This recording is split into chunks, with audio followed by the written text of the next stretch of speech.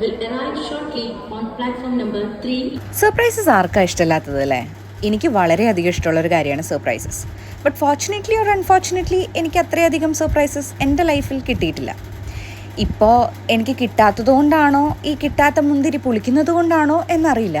എന്നോട് ആരെങ്കിലും സർപ്രൈസ് എന്ന് പറയുകയോ സർപ്രൈസ് ആയിട്ട് എന്തെങ്കിലും ചെയ്യുകയോ ചെയ്യുമ്പോൾ എനിക്കത് ഭയങ്കര ആർട്ടിഫിഷ്യലായിട്ട് തോന്നാറുമുണ്ട്.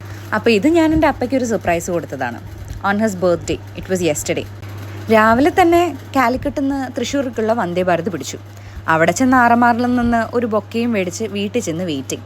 അവർ പള്ളിയിൽ പോയേക്കുമായിരുന്നേ. വെയിറ്റ് ചെയ്ത് ആദുവിന് ദേഷ്യം വന്നു തുടങ്ങിയപ്പോഴേക്കും അവരെത്തി. സർപ്രൈസൊക്കെ കൊടുത്ത് അകത്ത് ചെന്ന് അവരെയൊക്കെ ഹാപ്പിയാക്കി നേരെ വിട്ടു ഭക്ഷണം കഴിക്കാൻ. ഭക്ഷണം അത്ര പോരായിരുന്നു. തിരിച്ച് വന്ന് ആദുവും മേമയും കൂടി കുറച്ച് കേക്കൊക്കെ ഉണ്ടാക്കി ഞങ്ങൾ നേരെ ശോഭയ്ക്ക് പോയി. കാരണം വേറെ ഒന്നുമല്ല, ഫോണിലെ ചാർജ് തീർന്നു. പിന്നെ ഇമാജിനിൽ പോയിട്ടാണ് ഐഫോണിൻ്റെ ചാർജർ കണ്ടുപിടിച്ച് അതിൽ ചാർജ് ഇട്ടത്. തിരിച്ച് വന്ന് അപ്പാപ്പൻ്റെ കേക്കൊക്കെ കട്ട് ചെയ്ത് ഞങ്ങളിതാ ഭക്ഷണവും കഴിച്ച് തിരിച്ചുള്ള യാത്രയായി. രാത്രി അവസാനത്തെ 8 മണി വന്ദേ ഭാരതോടുകൂടി ടാറ്റ ബൈ ബൈ പറഞ്ഞു തൃശ്ശൂരോട്.